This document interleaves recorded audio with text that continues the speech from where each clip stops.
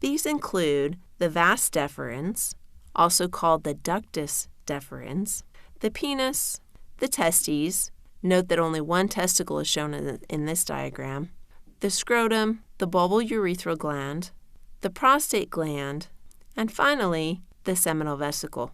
You have to have a basic understanding of location in order to understand function and how all these structures work together. We will begin with the testes, the male gonad. This is a diagram of the longitudinal section through one testicle, so you can now see what's inside.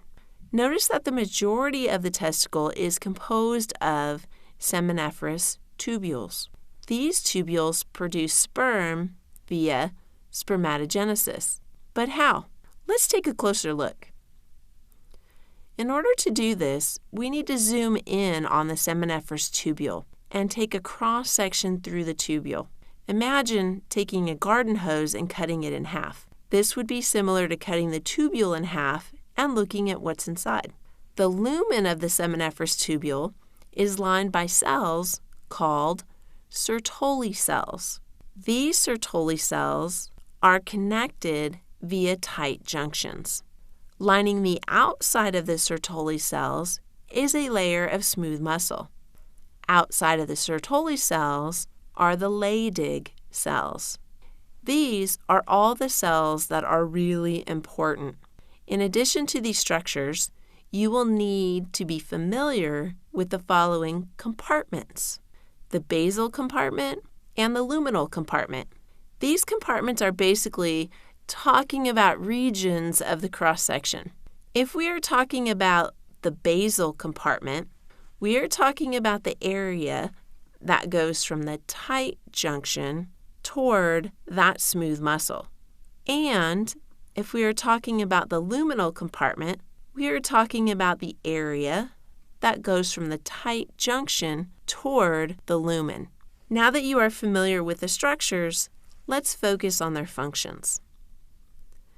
We begin with the Leydig cells, also called interstitial cells. The Leydig cells secrete testosterone. The Sertoli cells support sperm development, or what is referred to as spermatogenesis. The smooth muscle surrounding these Sertoli cells allows for peristalsis. This process is important as it will propel sperm through the seminiferous tubules. Well, that's all fine and dandy that the Sertoli cells produce the sperm, but how do the sperm get out of the seminiferous tubules and out of the testes? This is our next goal. So here are the sperm in the seminiferous tubules. The sperm has been produced by the Sertoli cells and released into the lumen of the seminiferous tubule.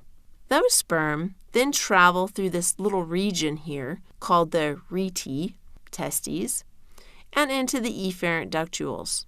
This is the point at which the sperm exit the testes. From the efferent ductules, the sperm enter the epididymis and will ultimately make their way to the vas deferens. So that is the pathway the sperm are taking to get out of the testes. What propelled the sperm through all those structures? Peristalsis. Now the sperm are in the vas deferens, right? The vas deferens connects with the seminal vesicles to form the ejaculatory duct. At this point, the sperm is mixed with fluid that came from the seminal vesicles. The ejaculatory duct penetrates through the prostate gland to join the urethra. As such, the sperm wind up in the urethra, which receives substances from the bulbourethral glands. Thus, both urine and sperm are in the urethra. So that was just the pathway that sperm take from the seminiferous tubules to the urethra. Now, let's look more closely at the accessory glands I mentioned earlier. The seminal vesicles secrete an alkaline fluid that contains fructose, enzymes, and prostaglandins. Remember, alkaline fluids are basic. The purpose of this alkaline fluid is to neutralize the acid that is in the female reproductive tract. The fructose is used for energy. Remember, sperm have to swim, so they need energy for motility. The enzymes in the fluid facilitate semen clotting. There are also prostaglandins in this fluid. These are for motility and viability of the sperm. The prostate gland is another accessory gland. The prostate gland secretes citrate, which is an energy source for sperm motility and enzymes that will break down the semen clot once it is in the female reproductive tract. Okay, so take a second to make sure you understand. The semen clots during ejaculation and is then broken down once it's inside the female reproductive tract. The last accessory gland is the bulbourethral glands. These glands secrete a fluid that contains mucus. Why is mucus important? It serves as a lubricant.